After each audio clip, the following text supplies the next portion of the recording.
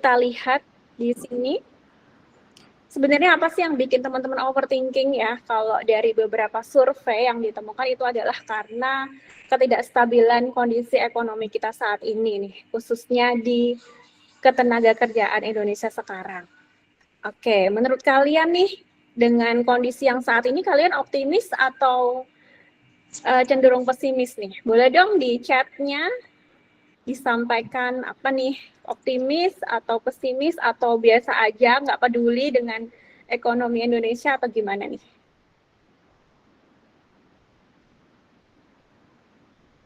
Kalau menurut teman-teman, oh setengah optimis, setengah pesimis. Oke, ada lagi kadang optimis, kadang pesimis ya. Seperti cuaca saat ini ya, kadang hujan, kadang juga panas gitu ya, jadi labil. Prihatin, pesimis banget, aduh. Oke, baik. Nah, oke, kita coba bahas ya.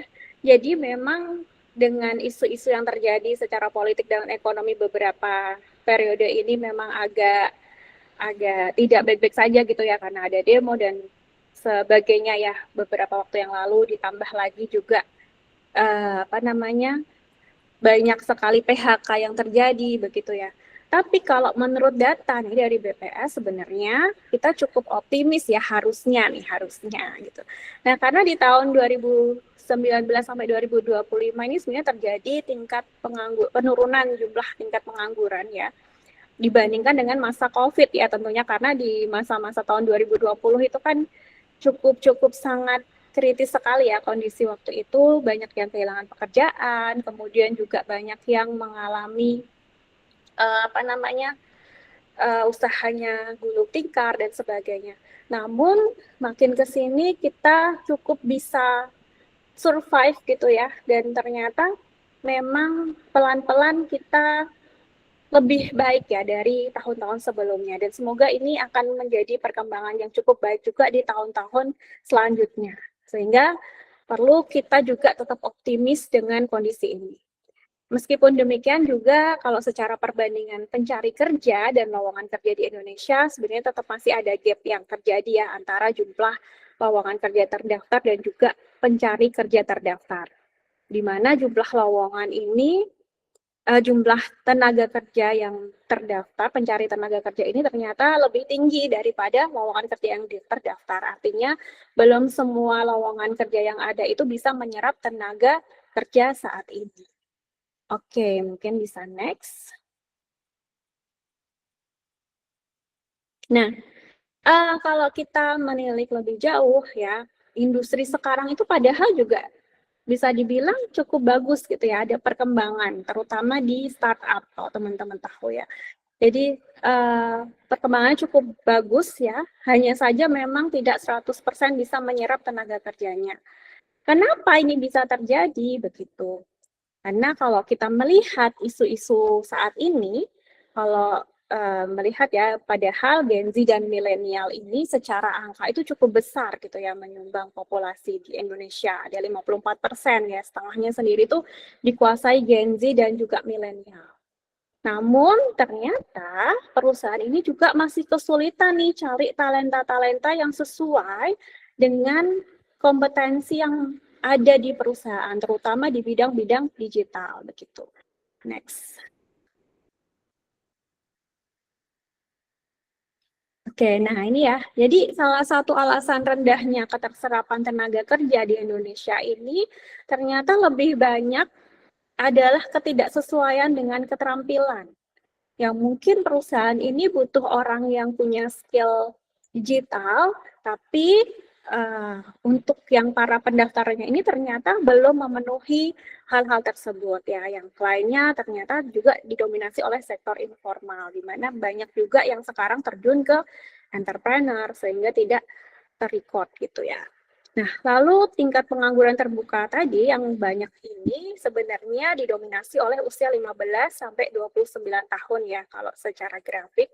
Tapi kita menyadari kalau usia-usia 15 sampai 19 tahun itu kan memang masa-masa kuliah, masa-masa sekolah ya. Jadi sangat wajar sekali angka tersebut. Cuma yang 20 sampai dengan 29 ini yang kemudian kita akan cukup concern kenapa tingkat pengangguran ini masih tinggi begitu. Next. Oke.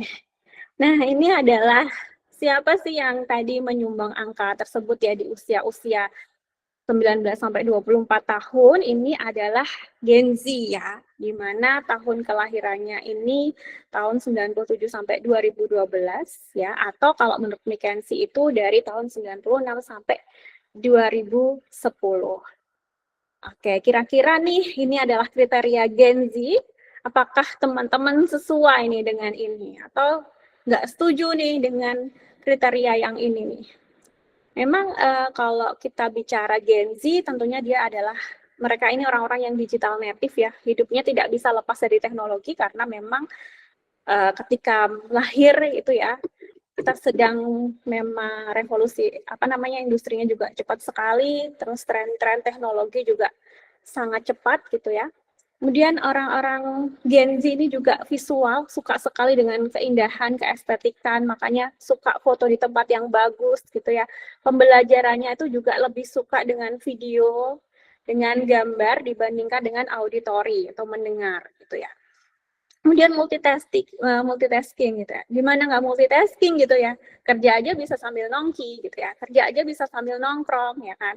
Pengennya remote job, habis itu nge-gym misalnya. Ini artinya Gen Z ini cukup multitasking. Kemudian juga realistis ya. Dan ternyata Gen Z ini meskipun dikenal individualis gitu ya, memang beberapa keluhan ya yang terjadi saat ini, Gen Z tuh susah banget nih buat ngomong sama tetangga aja susah gitu ya, ketemu saudara aja males nyapa misalnya. Tapi sebenarnya mereka ini bisa kok berkolaborasi dengan orang-orang yang tepat, dengan lingkungan yang nyaman. Ya, karena memang orientasi mereka itu adalah kebermaknaan, ya. Punya goals yang punya tujuan tuh ya sebenarnya jelas gitu ya. Kemudian juga mental health aware. Nah, ini juga salah satu dasar kenapa Gen Z ini suka berpindah-pindah gitu ya. Karena memang mereka concern banget nih dengan mental health. Nggak mau, saya nggak mau nih tinggal di lingkungan toksik gitu ya. Menghindari situasi-situasi yang tidak sesuai dengan hatinya misalnya. Seperti itu. Sehingga cenderung yang namanya job hopping. Ya, job hopping ini adalah suka berpindah-pindah gitu ya. Karena nggak nyaman di lingkungan A, lingkungannya merasa toksik ya, saya nggak mau stres Bu, saya nggak mau nanti di situ saya nggak semangat kerjanya, jadi saya keluar aja gitu. Nah ya, ini Mbak Jessica ya, It's pengen punya lingkungan yang bikin nyaman gitu ya. Oke, bikin berkembang begitu, betul sekali. Nah, ya itu memang Gen Z seperti itu ya. Kemudian eksploratif. Nah, karena cenderung job hopping ini mereka akan eksplor mana sih lingkungan yang tepat sekali untuk mereka. Nah, sehingga orang-orang yang mungkin tidak sependapat dengan mereka akan merasa, wah Gen Z ini emang susah loyalnya. Ya, susah untuk bisa apa namanya memberikan kontribusi yang lama di perusahaan itu. Nah, ini juga sebagai salah satu isu-isu yang saat ini sedang dialami oleh para HR gitu ya. Dan Gen Z juga menekankan yang namanya fleksibilitas. Orang-orang yang sebenarnya nggak suka terlalu diatur banget gitu ya. Makanya sekarang pekerjaan-pekerjaan ASN atau pekerjaan-pekerjaan yang sistematis banget itu mulai berkurang peminatnya gitu. Next mungkin. Nah, ini adalah potret Gen Z di Indonesia ya, tapi saya hanya menyoroti di survei aja di nomor 4 begitu ya. Karena memang Gen Z ini tidak hanya di Indonesia, sebenarnya ini adalah isu global ya, di mana Gen Z akan merasa cemas soal masa depan karirnya. Dan 40% itu merasa tidak siap secara finansial gitu. Karena banyak sekali ya hal-hal saat ini isu-isu yang berkembang ya, Gen Z nggak mau nikah, maunya child free dan lain-lain gitu. Itu karena memang kecemasan yang cukup tinggi yang dialami oleh Gen Z. Next. Nah, ini adalah problematika karir Gen Z nih. Jadi kemarin sempat ada data yang masuk ya, kenapa teman-teman ingin ikut ini ternyata dengan berbagai faktor atau alasan yang mendasari, dan ini saya coba rangkum begitu ya. Yang pertama adalah social pressure. Kenapa sekarang kita cenderung sering overthinking, sering cemas? Karena kita selalu membandingkan diri kita dengan orang-orang yang lebih sukses. Kalau kita lihat media sosial itu kan luar biasa ya informasi. Ada yang 20 tahun udah menghasilkan 1 M. Ada yang 20 tahun udah bisa punya ABCDE. Gila ya, itu uang dari mana gitu ya. Sedangkan aku aja tuh masih yang merintis 10.000 aja alhamdulillah misalnya. Nah, ini yang kemudian membuat kita semakin overthinking ya, karena social pressure tersebut. Belum lagi orang tua kita yang mungkin menuntut kita untuk si A aja udah punya mobil, oh si B sudah punya ini loh, kamu kapan? Nah, ini hal-hal yang cukup menjadikan kita overthinking. Kemudian adalah skill mismatch, di mana ketidaksesuaian skill yang dibutuhkan oleh industri dan juga yang dimiliki. Nah, nanti kita akan bahas ini lebih lanjut. Kemudian adalah quarter life crisis. Jadi sebenarnya quarter life crisis itu adalah fase-fase di mana usia 21 sampai 30 tahun ini mengalami kecemasan. Dan ini sangat amat wajar ya, dan tidak hanya dialami oleh Gen Z, tapi di gen-gen sebelumnya juga sama, seperti itu. Lalu adanya career adaptability. Nah, career adaptability yang mungkin teman-teman sudah masuk ke lingkungan perusahaan, ternyata kok nggak sesuai, atau ketika PKL, kok gini ya sistemnya ya, aku nggak cocok deh sama kondisi ini. Nah, ini juga sering dialami gitu ya, nggak cocok dengan budayanya, nggak cocok dengan lingkungannya, gitu. Sehingga cenderung melakukan job uh, job hopping gitu.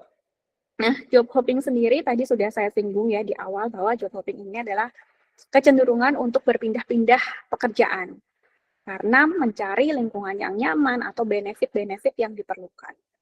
Nah, tapi saat ini sebenarnya tren itu juga sekarang sudah mulai bergerak ke job hacking ya. Nah, job hacking ini adalah kondisi di mana seseorang akan berusaha bertahan apapun kondisinya, meskipun tersakiti, meskipun diintimidasi begitu, yang penting in this economy era aku bertahan aja dulu gitu. Seperti itu ya. Lalu juga ada mental health issues. Nah, ini juga yang sering dialami ya. Banyak sekali, beberapa kali saya dengar di beberapa BUMN ada yang bunuh diri dan lain-lain gitu ya. Nah, ini karena ternyata mental health issues juga gitu. Ada perasaan-perasaan tertekan yang luar biasa dan tidak ada fasilitas untuk bisa mengakomodir kebutuhan tersebut. Sehingga rentan stres, rentan depresi, itu luar biasa sekali gitu. Kemudian turunnya lowongan entry level. Nah, kita tahu ya memang di Indonesia ini kualifikasi untuk bekerja itu cukup lumayan luar biasa ya. Bisa kerja di bawah tekanan, menguasai aspek udara, air, dan lain-lain begitu ya. Nah, sehingga orang-orang yang mungkin fresh graduate gitu ya, ini akan cukup, aku aja belum punya pengalaman di sini, gimana mau masuk? Nah, ini juga sebagai problem juga di Indonesia saat ini, adanya turunnya lowongan entry level. Kemudian mismatch passion versus realitas kerja. Nah, ini yang tadi mungkin ada ya yang menjelaskan, bingung nih passion atau pilih pekerjaan ya udah asal kerja aja gitu.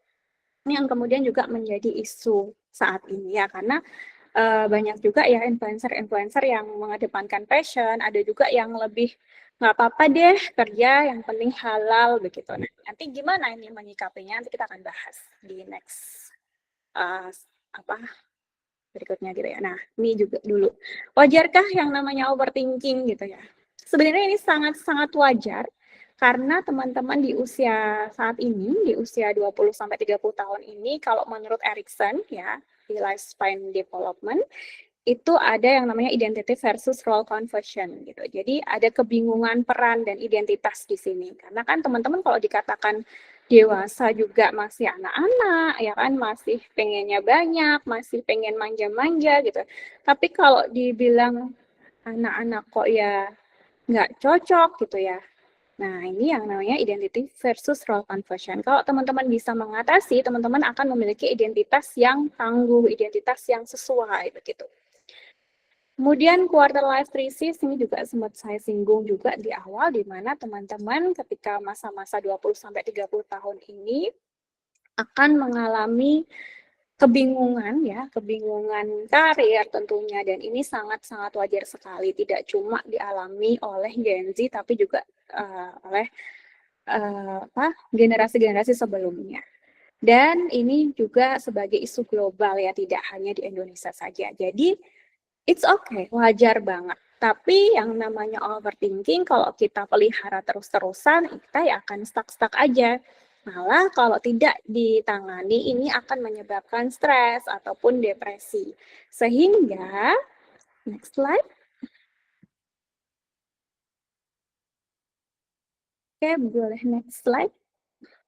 Nah, sehingga sebenarnya ini juga sama ya, di mana kalau menurut tahapan perkembangan karir, di usia-usia teman-teman ini sekitar 15 sampai 24 tahun, ini masih fase-fase eksplorasi. Jadi nggak apa-apa, overthinking nggak apa-apa, gagal nggak apa-apa juga gitu. It's okay. Next. Nah ini, oke, kita sekarang udah nggak ngomongin yang namanya overthinking lagi ya, tapi bagaimana kita bergerak, kita melangkah gitu ya, untuk bisa mencapai karir impian kita. Nah, caranya gimana? Yang pertama tentunya teman-teman harus mengenali diri dulu. Oke, siapa yang kemarin sudah tes nih? Apakah sudah tes semua atau ada yang belum teman-teman di sini yang ikut saat ini? Sudah ya. Oke. Nah, ini berarti teman-teman sudah satu langkah nih untuk maju, karena sudah berusaha untuk mengenali diri sendiri. Oh, ada yang belum. Oke, nanti yang belum mungkin bisa tanya tim Halo Bakat ya, gitu. Nah, yang pertama tentunya kita harus tahu dulu nih kelebihan kita apa, kekurangan kita apa, kemudian sesuai nggak passion kita, bakat kita di mana gitu. Sehingga teman-teman bisa mengenali diri dengan metode Holland atau Rease, kemudian juga menggunakan multiple intelligence yang sudah dilakukan oleh kakak-kakak Halo Bakat kemarin. Nah, setelah teman-teman nanti mengenali diri, nanti akan dilihatkan ya reportnya seperti apa, sudah tahu, nanti kan ada beberapa pilihan karir yang sesuai, teman-teman nanti bisa kemudian mengeksplorasi peluang, gitu ya. Eksplorasi dulu peluangnya ini sejauh mana. Misalnya di situ ada tiga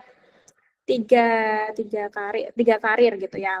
Misalnya kalau teman-teman merasa teman-teman ini punya kelebihan atau minat di bidang sosial gitu ya. Anggap aja sosial, ada perawat, guru, dan juga psikolog, misalnya ada 3 pilihan itu, teman-teman tetapkan dulu. Tetapkan mau milih yang mana gitu ya. Explore dulu, kira-kira aku lebih cocok di mana nih gitu dari 3 pilihan karir itu. Kemudian tetapkan komitmen awal dengan cara SMART. Nah, SMART ini apa? SMART itu yang penting yang pertama dia spesifik. Dari 3 itu saya pilih dulu nih, mana yang spesifik. Oke, kalau misalnya di guru itu konsekuensinya apa? Kalau di perawat konsekuensinya apa? Kalau nanti teman-teman jadi psikolog konsekuensinya apa? Nah, spesifik, tuliskan yang mana yang paling memungkinkan. Kalau sudah memilih gitu ya, dari 3 itu kemudian diukur, measurement gitu ya. Sesuai nggak dengan kompetensi kita yang kita punya? Sesuai nggak dengan diri kita? Apakah kita benar-benar suka itu atau sekedar FOMO aja misalnya? Nah, setelah itu diukur sesuai nggak, kemudian achievable nggak? Kira-kira itu bisa dicapai nggak sih dengan kondisi saat ini? Kemudian setelah dipilih lagi achievable, lalu realistis nggak dengan tujuan itu? Nah, bagi teman-teman nih yang misalnya masih SMA bingung mau kuliah di mana, ini cara ini juga bisa digunakan ya. Jadi realistis nggak? Misalnya dari 3 karir tadi, perawat, kemudian psikologi, terus juga satunya guru misalnya. Kalau misalnya jadi perawat sesuai nggak dengan realitanya yang ada gitu? Realistis nggak gitu ya? Karena padahal dia basicnya IPS, tapi pengen jadi perawat nih misalnya. Nah, ini kan agak ada kesenjangan yang cukup banyak gitu ya. Sehingga pilihlah yang paling realistis menurut diri teman-teman dulu. Gitu. Nah, kemudian T-nya adalah time bond, ya, di mana teman-teman harus menetapkan waktunya kapan nih mau dimulai untuk bisa menjalankan itu. Nah, kalau misalnya teman-teman yang lulus SMA, misalnya nanti kalau ada pembukaan di perkuliahan gitu ya, daftar di mana itu sudah pasti waktunya harus sesuai. Atau yang sekarang sedang nyari karir, juga diberi batasan. Kapan sih saya mau mulai ini? Gitu ya. Mau melakukan atau mau berpindah karir atau mau melakukan, sudah mencoba mencari-cari lowongan misalnya. Nah, itu harus dituliskan dengan jelas. Kemudian setelah menetapkan komitmen tujuan tadi sesuai prinsip SMART, teman-teman juga membangun kompetensi. Jadi kompetensi ini ibaratnya adalah bensinnya. Karena saat ini, selama saya berkecimpung di dunia HR ya, saat ini memang yang paling di-highlight di beberapa perusahaan itu adalah kompetensi gitu ya. Ada soft kompetensi dan hard kompetensi yang kita akan bahas gitu ya. Kemudian refleksi dan adaptasi. Setelah teman-teman berkarir di situ, harapannya adalah teman-teman melakukan refleksi, ini benar nggak ya karir saya sudah sesuai dan bisa beradaptasi dengan budaya kerja di situ, lingkungan kerja di situ. Gitu. Next. Nah, caranya gimana sih membangun karir yang jelas itu setelah kita eksplorasi, sudah tahu diri kita mau kemana dari sudah mengenali bakat minat kita di mana, kemudian kita melakukan eksplorasi karir. Ya, sudah memilih nih, oke, aku mau misalnya ke guru. Ya, aku mau jadi guru aja deh. Nah, kita coba, karena kalau di sekarang kan saya rasa untuk fasilitas magang di universitas itu kan sudah cukup terbuka ya. Jadi teman-teman bisa magang dulu, kemudian melakukan kursus ya. Sekarang juga banyak sekali platform-platform online yang menyediakan itu, ada yang gratis, ada juga yang berbayar gitu ya. Kemudian juga ada beberapa proyek-proyek yang mungkin bisa teman-teman lakukan untuk mengeksplorasi karir tersebut. Nah, kemudian untuk komitmen karir, setelah mengeksplor, teman-teman harus berkomitmen pada satu yang ingin dituju dulu. Ya, kembangkan skill sesuai dengan minat dan bakat teman-teman di situ. Dan jangan lupa kompetensi ini yang kemudian menjadi bensinnya untuk bisa menuju goals-nya. Ibaratnya kita mau ke Jakarta gitu ya, sudah nih kita sudah menetapkan tujuan mau ke Jakarta, kita sudah tahu cari tiket dan lain-lain, tapi menuju ke sananya pakai apa? Ya pakai yang namanya kompetensi. Kompetensi ini sebagai bensinnya biar bisa nyampe gitu. Nah, kompetensi ini dibagi dua gitu ya, ada hard skill dan soft skill. Kemudian ada juga trade and grow kompetensi ya, di mana hard skill itu apa nanti kita akan jelaskan juga. Dan jangan lupa ya, satu hal yang paling penting juga doa. Ya, ini juga sangat penting, aspek dasar yang harus kita lakukan gitu ya. Next.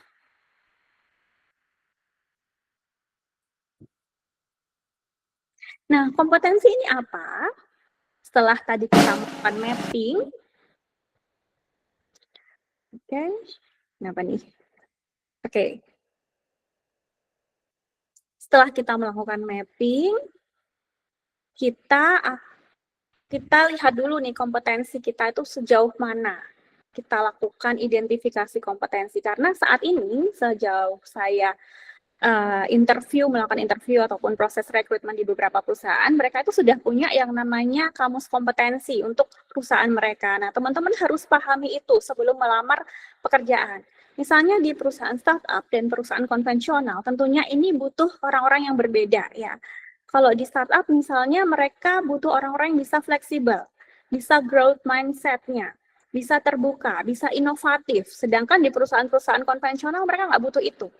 Ya, mereka lebih butuh orang-orang yang sistematis, orang-orang yang loyal, orang-orang yang mau diatur misalnya. Nah, ini kan skill yang ternyata berbeda begitu ya antara satu perusahaan dengan perusahaan yang lain. Nah, ini saya susun kompetensi di Gen Z ini, di era digital AI yang kebanyakan dibutuhkan ya selama ini, baik soft skill ya, dan hard skill. Yang soft skill itu adalah bagaimana kemampuan problem solving kita, kemudian critical thinking, kreativitas, kemudian juga bagaimana kita bisa beradaptasi, lalu juga punya emotional intelligence yang memadai, itu.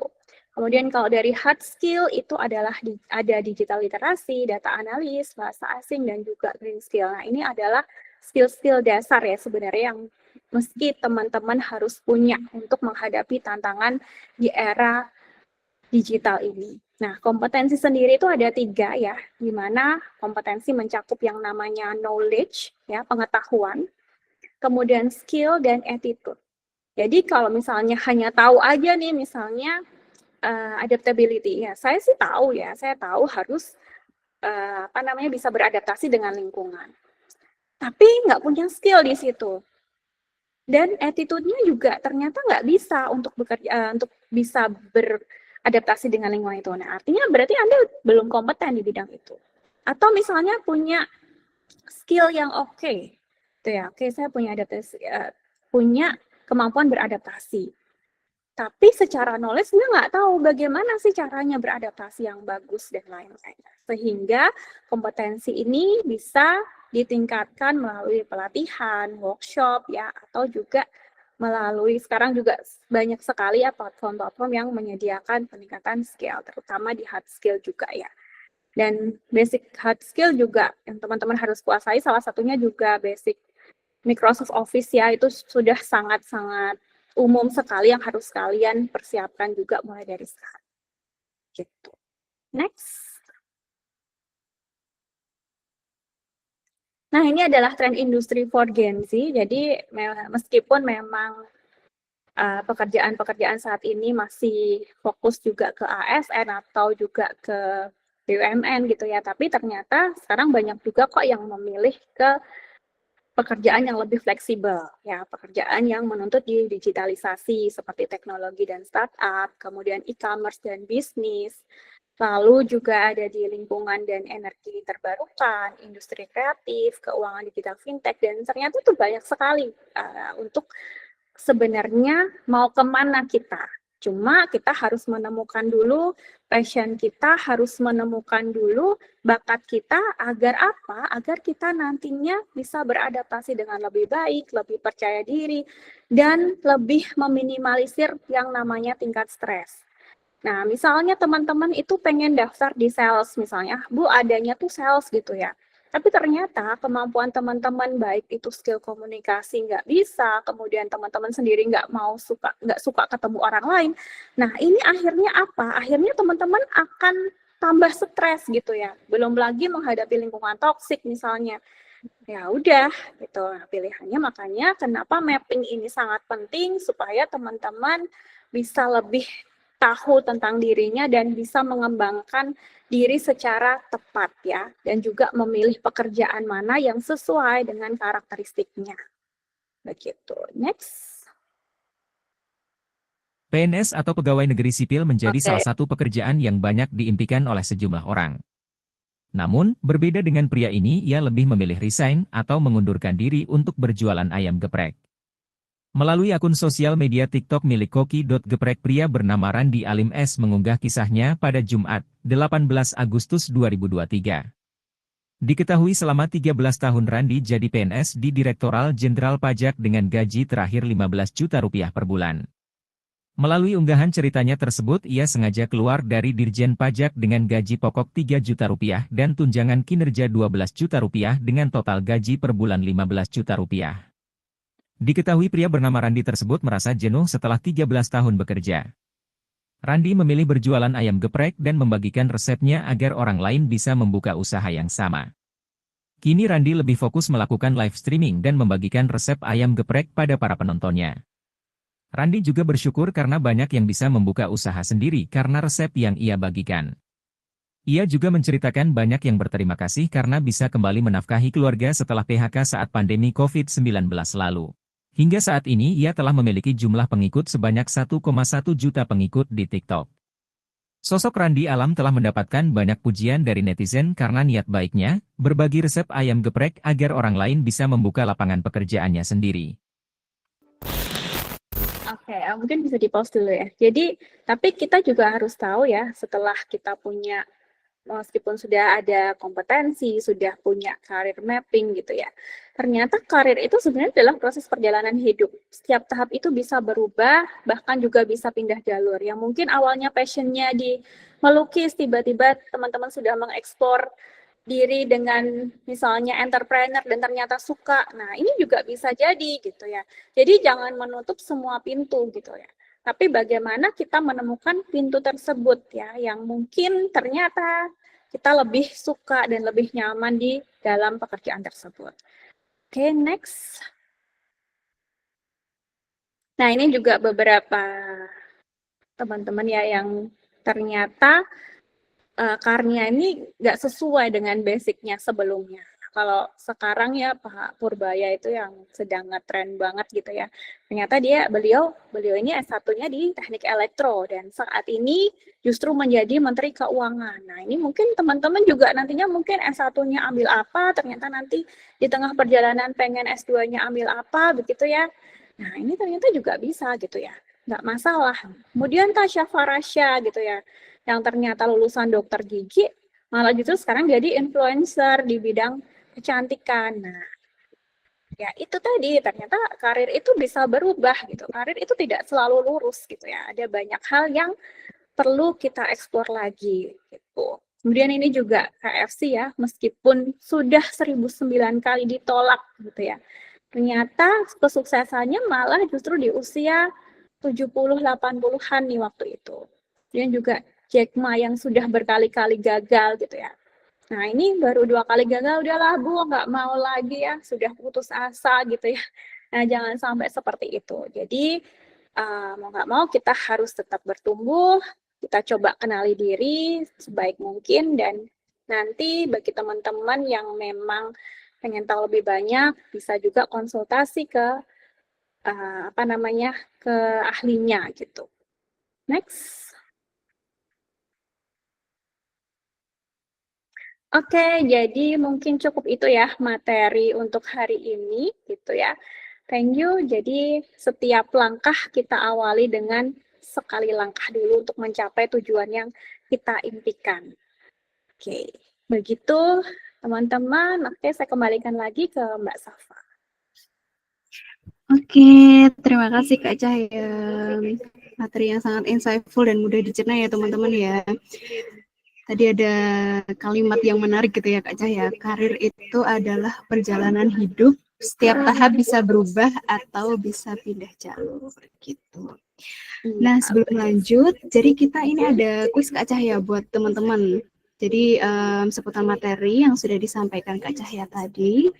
Kuis ini berhadiah ya teman-teman, jadi pastikan teman-teman main dengan seru ya, karena di akhir nanti akan ada pengumuman pemenangnya. Teman-teman panitia mungkin bisa dikirimkan linknya dulu.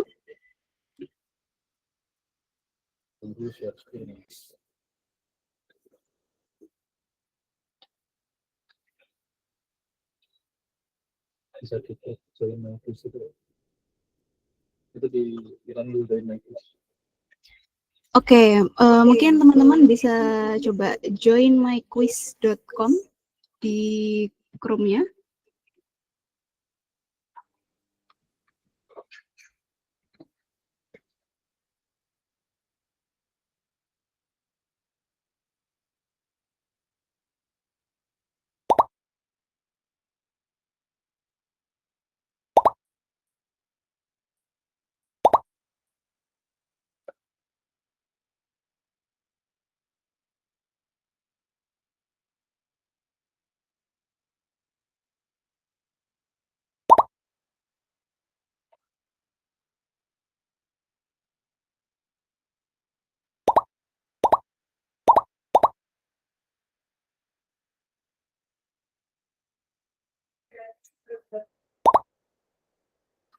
Oke, kita tunggu 5 menit ya teman-teman.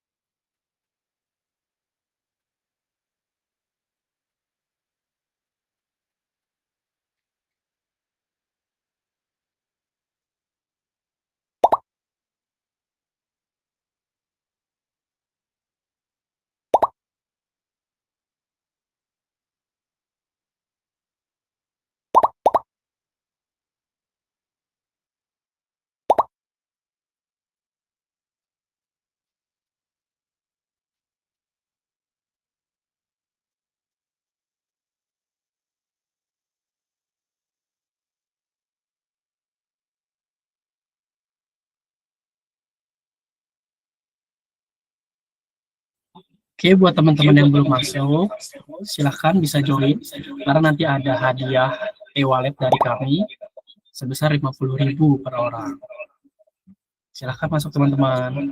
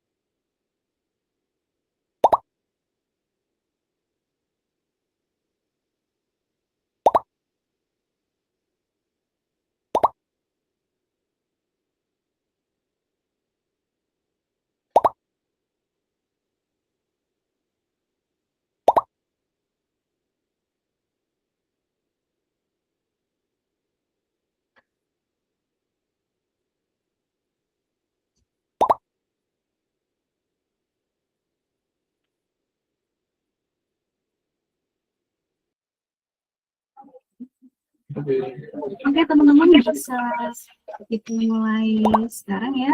Silakan teman-teman untuk kalau yang sudah klik linknya masukkan nama lengkap, terus bisa kita mulai kuisnya.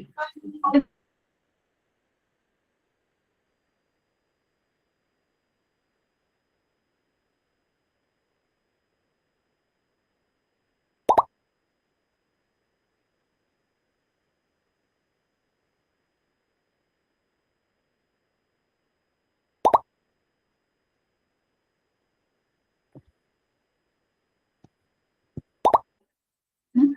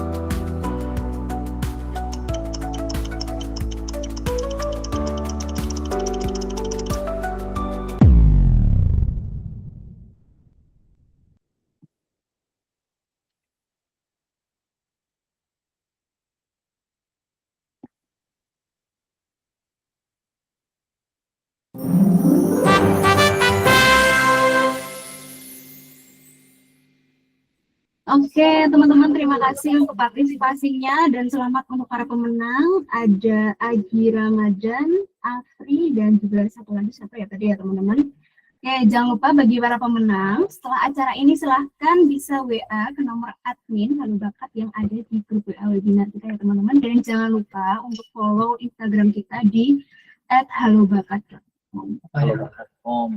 halobakat.com. Pertanyaan selanjutnya. Oke. Oke, setelah ini akan ada sesi pembacaan report. Mungkin beberapa teman-teman masih ada yang bingung atau bertanya-tanya ya gimana sih cara baca hasil report tes karir impian yang udah teman-teman laksanakan kemarin di tanggal 1 dan 2. Nah, di sesi ini Kak Cahya akan bantu teman-teman untuk membacakan hasil report tes karir impian tersebut. Sambil mendengarkan Kak Cahya, teman-teman jangan lupa sambil buka hasil report yang sudah dikirimkan di WhatsApp teman-teman masing-masing. Jika selama penjelasan mungkin masih ada hal yang perlu dipertanyakan, bisa ketik pertanyaannya di link tadi, dan jangan lupa ketikkan nama lengkap teman-teman. Tanpa berlama-lama, mungkin dipersilahkan Kak Cahya. Oke.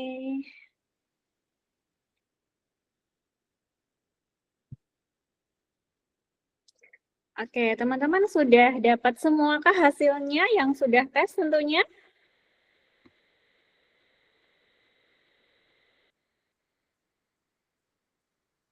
Oke, sudah ya.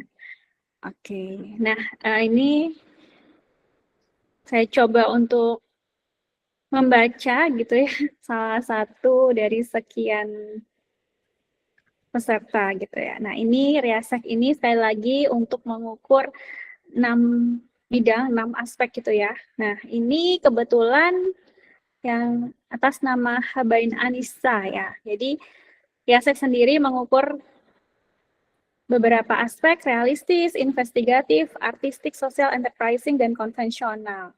Nah, kebetulan si saudari Habain Anisya ini yang paling dominan itu adalah di sosialnya, 100%. Disusul dengan realistis, ya, dan juga ini investigatif atau konvensional ya? Konvensional ya. Oke, jadi seperti itu.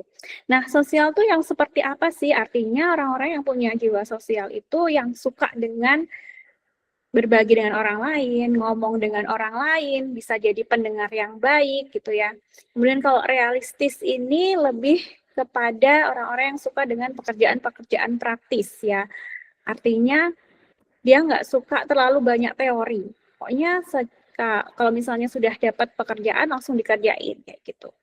Kemudian konvensional. Konvensional ini lebih pada orang-orang yang suka dengan ketelitian, kecermatan, kerja yang tinggi gitu ya. Suka dengan sistematis, hal-hal yang sistematis yang biasanya ini orang-orang di keuangan gitu ya. Oke. Jadi seperti itu. Nah, kebetulan kalau si saudara Anisya lebih banyak di sosial. Dia punya empati yang tinggi, bisa berkolaborasi dengan orang lain, suka ngobrol dengan orang lain. Atau ya lebih ke extrovert gitu, kecenderungannya ya. Kemudian untuk multiple intelligence, sekali lagi ya, multiple intelligence ini artinya bahwa kita itu ternyata punya banyak kecerdasan ya. Nggak, kalau biasanya kita kenal kecerdasan itu hanya sekadar berdasarkan angka gitu ya. Meskipun itu juga penting ya, tapi setiap orang itu punya kecerdasan yang menonjol. Nah, kalau saudari Anissa ini, ya, dia yang paling menonjol tuh ada beberapa nih. Ada interpersonal, kinestetik, visual spasial, musikal, dan naturalis. Kemudian yang kedua disusul kemampuan interpersonal, ya, linguistik, dan logis matematis.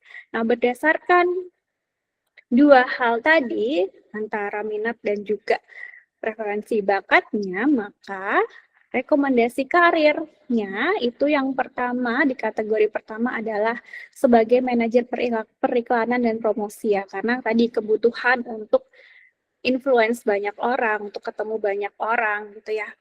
Kemudian yang kedua sebagai manajer sistem informasi dan juga komputer ya. Nah, ini juga kemudian sebagai antropolog dan atau arkeolog ya di kategori ketiga. Oke, mungkin ada lainnya juga yang bisa dibacakan sebagai pembanding ya. Nah, kalau tadi saudari, oke, sama ya namanya. Nah, kalau tadi yang dominan adalah di sosialnya, kalau yang ini kalau kita lihat presentasenya lebih dominan di artistiknya, gitu ya.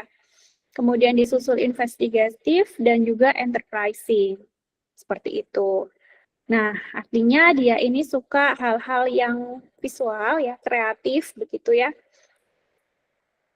Nah, sehingga terus disusul juga dengan multiple intelligence-nya, dia itu orang yang punya kecerdasan interpersonal ya, di mana dia punya empati yang tinggi, suka bergaul dengan orang lain. Nah, kalau ini digabungkan, maka rekomendasi karir yang kemudian bisa dipilih adalah sebagai animator ya, yang kategori pertama, kemudian juga penari ya, karena tadi kemampuan interpersonal dan juga artistik tadi ada jiwa-jiwa seninya sehingga dia bisa tampil.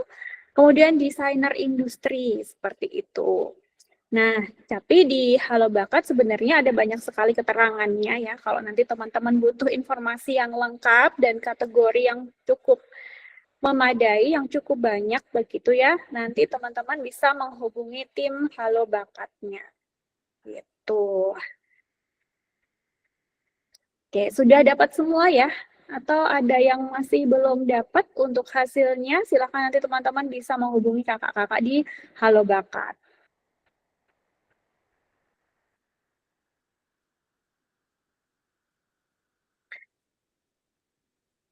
Kemudian kalau misalnya bingung kok potensi dan potensi antara minat dan potensinya juga berbeda, teman-teman juga nanti bisa konsultasi ya, nanti bisa diarahkan oleh kakak-kakak di Halo Bakat juga kalau bingung seperti itu.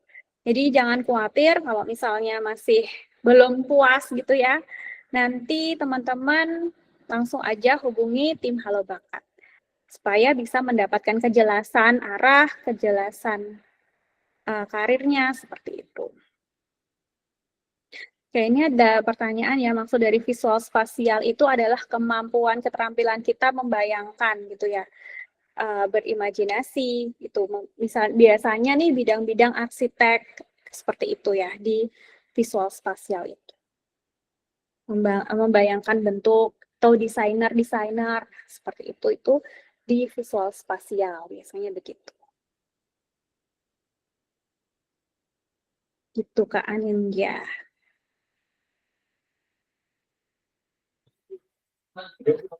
Kalau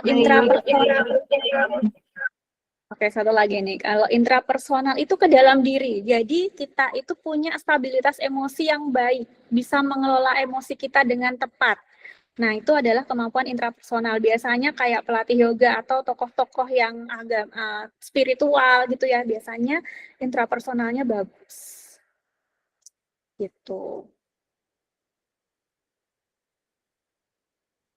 Kalau naturalis itu lebih ke alam ya. Makanya kalau teman-teman nanti, jadi kalau naturalis itu lebih suka dengan kondisi outdoor, misalnya pecinta alam atau misalnya suka dengan geografi ya, biasanya tuh yang suka survei tempat-tempat, terus ya intinya lebih ke alam lah, outdoor, situasi yang outdoor gitu.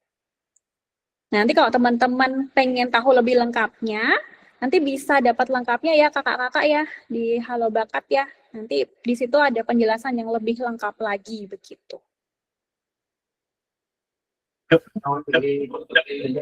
Baik, Kak Cahya, terima kasih untuk pembahasan report yang sangat informatif. Ini ternyata ada beberapa pertanyaan nih, Kak Cahya, dari teman-teman yang sudah kita share link tadi ya mengenai materi yang sudah disampaikan Kak Cahya dan mengenai hasil report. Mungkin kita langsung masuk ke sesi tanya jawab aja mungkin ya Kak. Kita mulai mungkin dari pertanyaan pertama. Tim panitia mungkin bisa share screen pertanyaannya. Sama dikasih tahu ya.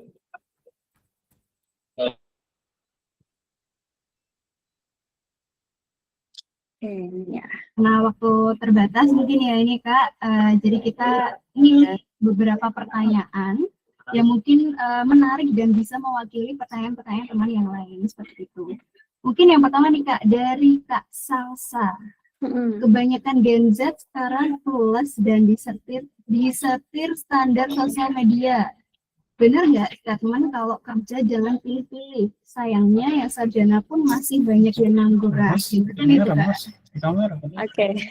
Baik, ini langsung aja ya. Ini sebenarnya pertanyaan atau lebih ke argumen.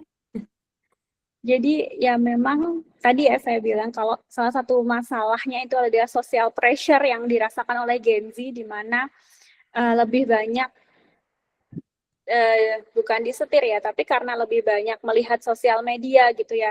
Jadi motivasinya bekerja dan lain-lain itu juga dipengaruhi oleh prestis, oleh media sosial, sehingga mungkin kalau sebenarnya nggak apa-apa kita milih karir itu yang sesuai dengan diri kita, itu sangat-sangat justru dianjurkan gitu. Cuman sekali lagi ya, antara passion dan permintaan pasar itu tentunya akan berbeda begitu ya. Jadi kalau teman-teman mau memilih antara passion dan juga permintaan pasar, ya sekali lagi teman-teman harus tahu konsekuensinya dan mana konsekuensi yang mau dijalankan, mana yang mau konsekuensi apa yang bisa teman-teman pilih begitu. Ya kalau memang Gen Z clueless dan disetir standar sosial ya memang seperti itu ya, bukan disetir sekali lagi, tapi karena memang melihat banyak preferensi karir gitu ya di sosial media. Kalau statement kalau kerja jangan pilih-pilih, ya kembali lagi ke preferensi pribadi gitu ya. Apakah mau mengikuti passion atau mau sesuai dengan standar yang ada, maksudnya dengan permintaan pasar saat ini. Begitu ya Kak Salsa. Nanti kalau misalnya masih ada yang belum jelas, boleh nanti di sesi lainnya gitu.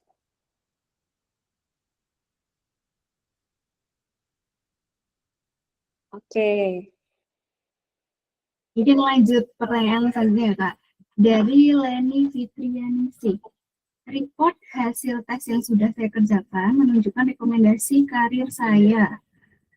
Karir, maaf. Ya, Saya tidak bersinggungan dengan bidang tersebut selama ini. Saya berminat di bidang lain. Itu seperti apa ya, Kak? Ya, ini sangat mungkin terjadi ya, karena kan memang yang namanya alat tes itu juga banyak tafsirannya ya.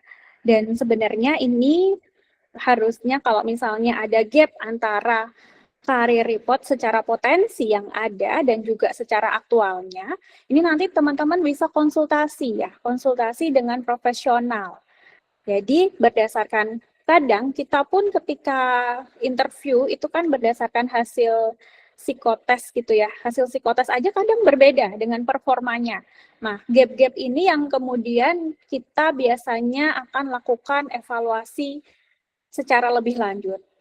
Ya, contohnya misalnya dia potensial kok di sales, tapi ketika performanya dia menunjukkan dia orangnya introvert gitu ya, dan dia sebenarnya juga nggak suka dengan bidang itu gitu.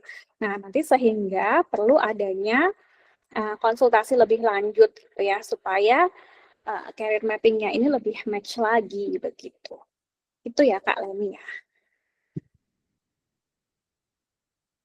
Oke, next Mbak Salsa.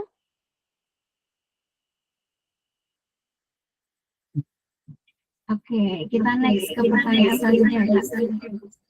Dari Sri Wahyuni, apabila fresh graduate terjebak di pekerjaan tidak sesuai dengan jurusan kuliah, apakah bertahan untuk mencari pengalaman atau segera mencari jalur yang lebih sesuai? Oke, ini yang sebenarnya juga dirasakan oleh banyak hal ya. Jadi gimana nih caranya untuk kalau misalnya fresh graduate ini terjebak di pekerjaan? Nah, pertanyaannya, Mbak Sri ini sudah nyaman belum di pekerjaan tersebut? Kalau memang dirasa nyaman, meskipun tidak sesuai dengan jurusan kuliah, tidak ada masalah gitu. Teman-teman bisa justru mengembangkan hal-hal yang ada di depan mata teman-teman gitu. Jadi nggak harus sesuai jurusan yang ada gitu. Sehingga kembali lagi ya, teman-teman ini ambil keputusan apakah kalau memang dirasa nyaman, teman-teman go on aja, teruskan aja, dan sambil untuk mengembangkan skillnya begitu. Tapi kalau misalnya dirasa teman-teman masih pengen sesuai passion awal, ya silakan teman-teman bisa explore lagi karirnya begitu. Oke, gitu ya Mbak Sri Wahyuni. Ya, baik Kak. Kita lanjut ke pertanyaan dari Rahaji. Banyak anak muda takut salah mengambil langkah pertama. Apa strategi yang relevan tanpa terjebak di fase menunda? Oke, ya ini memang ya kecenderungan untuk menunda ketika bingung itu sangat mungkin sekali. Jadi bagaimana sih strateginya tanpa terjebak di fase menunda? Sebenarnya ini sangat wajar ya ketika overthinking itu kecenderungan kita adalah berpikir apapun tuh dipikirin gitu ya. Hal-hal yang kecil-kecil tuh bahkan udah dipikirin gimana ya nanti kalau gagal, gimana ya nanti kalau aku salah pilih dan lain-lain. Yang penting mulai dulu aja. Intinya start aja. Kayak tadi misalnya kalau teman-teman sekarang bingung gitu ya, teman-teman coba mapping dulu aja karir yang dimau tuh apa. Atau sesuai enggak? Kalau misalnya masih bingung, coba konsultasi ke psikolog terdekat atau juga ke profesional lainnya yang menurut teman-teman itu bisa membantu. Ya, memang kita membutuhkan kadang point of view dari pihak lain gitu yang cukup bisa memahami hal tersebut gitu. Dan jangan lupa explore ya, explore apapun yang teman-teman mau gitu ya. Karena sekarang saya rasa baik itu networking, kemudian juga platform-platform di media sosial itu juga luar biasa banyak sekali yang bisa teman-teman lakukan. Sehingga nggak ada tuh kata menunda, pokoknya jalan aja gitu. Nanti pasti akan ketemu satu titik di mana teman-teman, oh ini aku suka nih di bidang ini gitu.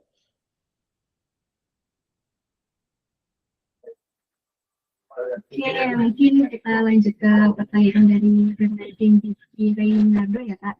Apakah ada bidang karir lain selain 3 yang direkomendasikan? Nah, ini mungkin berdasarkan hasil report tadi mungkin ya Kak? Ada ya, ada banget ya. Sebenarnya kalau dari hasil yang secara lengkap itu sudah dijelaskan dari 1 sampai sekian pilihan karir yang teman-teman bisa eksplor di situ. Jadi jangan terjebak di 1, 2, 3. Sebenarnya masih banyak. Kalau teman-teman mau, silahkan nanti teman-teman bisa hubungi kakak-kakak di Halo Bakat. Gitu.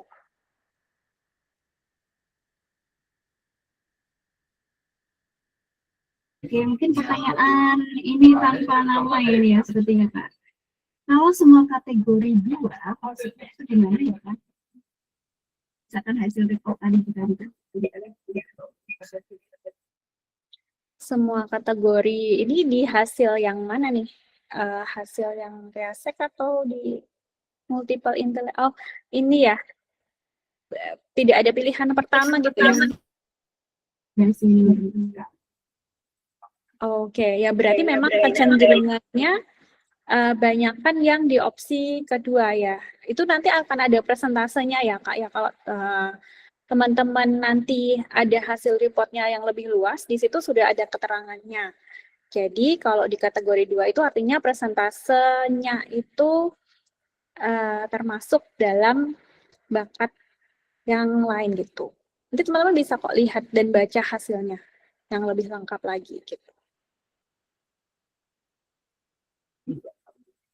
Oke, mungkin pertanyaan terakhir ya Kak, ini ada di kolom chat Google Meet. Ini dari Revita Amalia Ramadhani. Saya merupakan lulusan psikologi dan saat ini bekerja di bagian HR. Hasil tes saya menunjukkan kategori 1 itu dokter gigi, kategori 2 manajer S1, dan kategori 3 analisis anggaran. Pertanyaannya adalah bagaimana dengan hasil tersebut yang mana tidak berkorelasi dengan karir saya sekarang, dan apa yang harus saya lakukan ke depannya, apakah switch karir atau mengembangkan pekerjaan saya saat ini. Terima kasih. Oke, halo Kak Revita ya, salam kenal. Nah, sebenarnya dulu saya juga mungkin mengalami hal yang sama ya Kak Revita ketika di HR. Apakah switch karir atau harus bagaimana gitu. Sebenarnya kembali lagi ya ke preferensi masing-masing Mbak Revita. Ini sudah nyaman belum?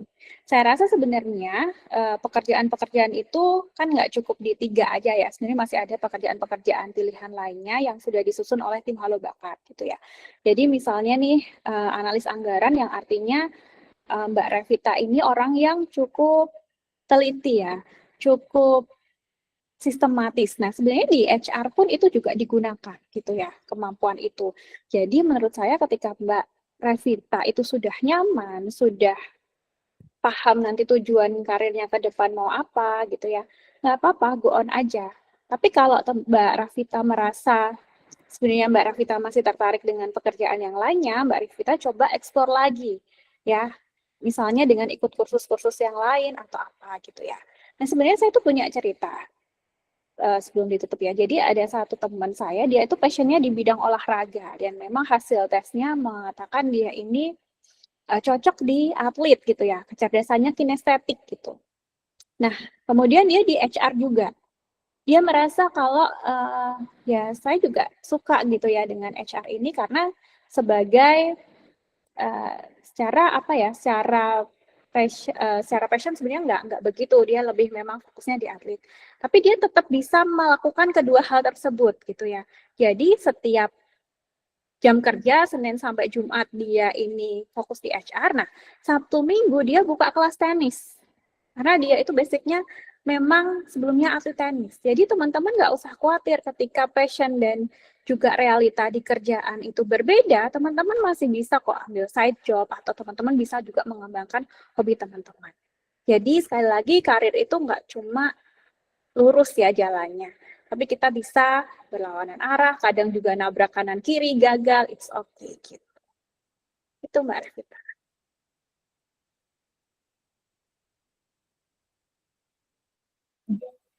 Oke, terima kasih Kak Cahya sudah menjawab pertanyaan teman-teman. Semoga jawaban dari Kak Cahya tadi bisa memberikan pencerahan ya buat teman-teman semua.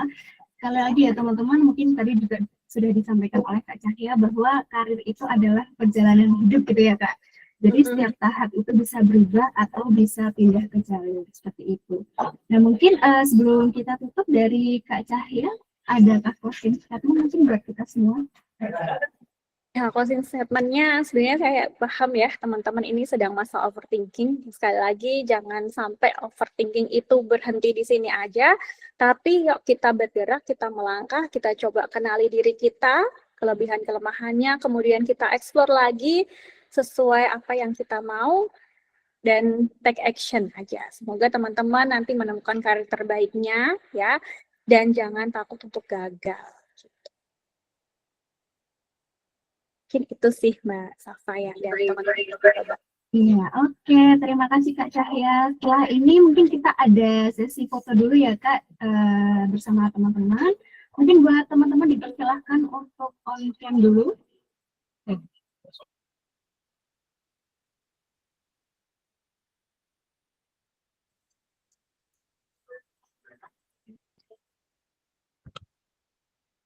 Oke, kita tunggu 1 menit dulu deh. Ya, teman-teman yang mau komen, kita bisa lihat itu bareng dengan Kak Cahya.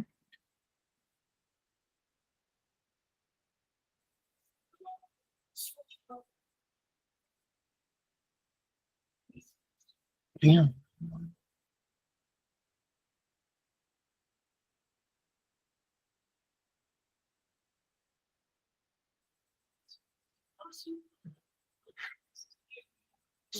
Oke, teman-teman panitia sudah siap ya? Silakan saya pandu mungkin di slide pertama. 3, 2, 1.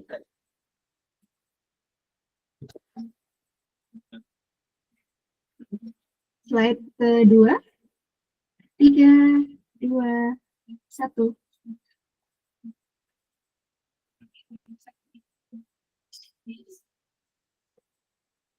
Oke, baik, terima kasih teman-teman. Dimohon setelah ini jangan buru-buru keluar dulu ya, karena masih ada informasi penting yang akan disampaikan dari tim Halo Bakat setelah sesi ini. Jangan lupa juga untuk mengisi link presenti, dan jangan lupa untuk nama mohon diperhatikan ya teman-teman, karena akan digunakan untuk pembuatan sertifikat webinar ini. Oke, sekali lagi terima kasih untuk Kak Cahya untuk semua ilmu, energi, dan strategi cerdas yang sudah dibagikan hari ini, dan semua peserta yang sudah hadir dan berpartisipasi aktif pada webinar kita pagi ini. Oke, mungkin kesimpulan dari webinar kita ini ya Kak, mulai kenali diri sendiri untuk memahami potensi dan batasan, lanjutkan dengan mengeksplorasi berbagai ruang dan kemungkinan yang ada di sekitarmu. Tetapkan komitmen awal yang jelas sebagai fondasi, lalu bangun kompetensi secara bertahap tentunya melalui belajar dan praktik. Selalu luangkan waktu untuk refleksi dan adaptasi agar bisa terus menyesuaikan diri dengan perubahan. Jangan lupa juga untuk aktif mencari peluang yang selaras dengan tujuan. Dan yang terpenting, percayalah pada proses karena setiap langkah kecil akan membawamu mendekati hasil yang diinginkan. So, stop overthinking and start mapping your journey. Oke, terima kasih. Oke, teman-teman, Jelas sesi ya. materi kita hari ini sudah selesai. Mohon maaf ya teman-teman jika selama sesi ini saya memandu ada kesalahan kata yang sengaja maupun tidak. Terima kasih untuk semua. Jangan lupa praktikkan apa yang sudah teman-teman pelajari hari ini dari Kak Cahya. Sampai jumpa di kesempatan berikutnya waktu saya kembalikan ke MC.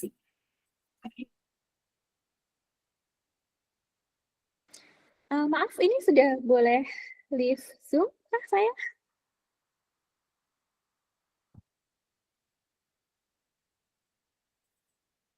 Wah, luar biasa sekali ya insight yang sudah kita dapatkan hari ini. Terima kasih untuk Kak Cahya atas ilmu dan sharing yang sangat membuka wawasan kita semua. Juga terima kasih untuk Kak Safa yang sudah memandu sesi dengan sangat menarik. Oke, nah teman-teman, kalau tadi kita sudah bicara tentang pentingnya mapping atau pemetaan karir biar nggak terjebak overthinking, tentu kita butuh tools yang tepat untuk benar-benar mengenali potensi diri kita. Kabar baiknya, di akhir acara ini kami punya solusi praktis untuk kalian semua, yaitu asesmen karir impian dengan upgrade full report. Nah, berbeda dengan report yang teman-teman miliki, report yang teman-teman miliki yaitu hanya preview report dari kami. Ini merupakan salah satu layanan Halo Bakat Indonesia yang berbayar dengan harga yang sudah tertera di platform resmi, yaitu dengan harga Rp199.000. Tapi tenang aja, ada special price buat teman-teman yang sudah mengikuti webinar hari ini dengan tambahan fasilitas yang pertama, full report, yang kedua, konsultasi tambahan atau bisa disebut pendalaman khusus terkait full report yang nanti teman-teman sudah dapatkan. Yang ketiga, chat lifetime atau chat seumur hidup apabila nanti teman-teman masih kepo nih dengan hasil yang dimiliki.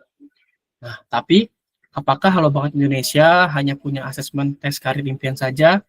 Tentu tidak. Kami punya beberapa asesmen yang disebut PESAT atau Personal Ability Test. Di antaranya PESAT for College, PESAT for College untuk persiapan masuk perkuliahan. Lalu ada PESAT Diagnostik dan Psikotes untuk mapping awal mengenali kemampuan personal teman-teman. Dan tentunya masih banyak yang lainnya. Nah, nanti teman-teman tentunya bisa dicek di berbagai platform resmi kami Halo Bakat Indonesia. Jadi, kalau teman-teman ingin benar-benar mulai start mapping karir dari sekarang, jangan lewatkan kesempatan untuk mencoba upgrade full report assessment ini. Untuk teman-teman yang tertarik untuk upgrade full report, silahkan kontak tim Halo Bakat Indonesia yang ada di grup WhatsApp webinar. Akhir kata, terima kasih banyak kepada semua peserta yang sudah hadir dan aktif mengikuti webinar ini. Semoga apa yang kita dapatkan hari ini bisa menjadi bekal untuk langkah karir yang lebih jelas dan penuh keyakinan. Sampai jumpa di acara bermanfaat lainnya. Tetap semangat dan ingat, stop overthinking, stop mapping. Saya Rifan Fatur Rahman, pamit undur diri. Wassalamualaikum warahmatullahi wabarakatuh. Waalaikumsalam warahmatullahi.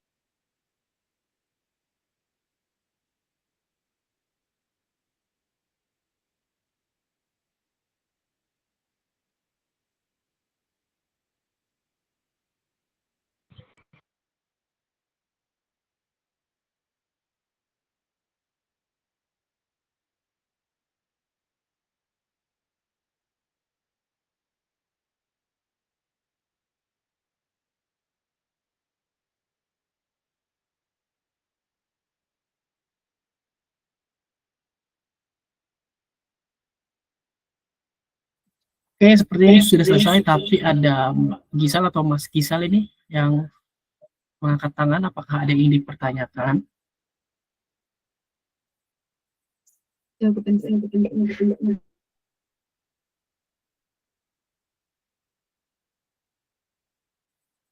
Iya, betul.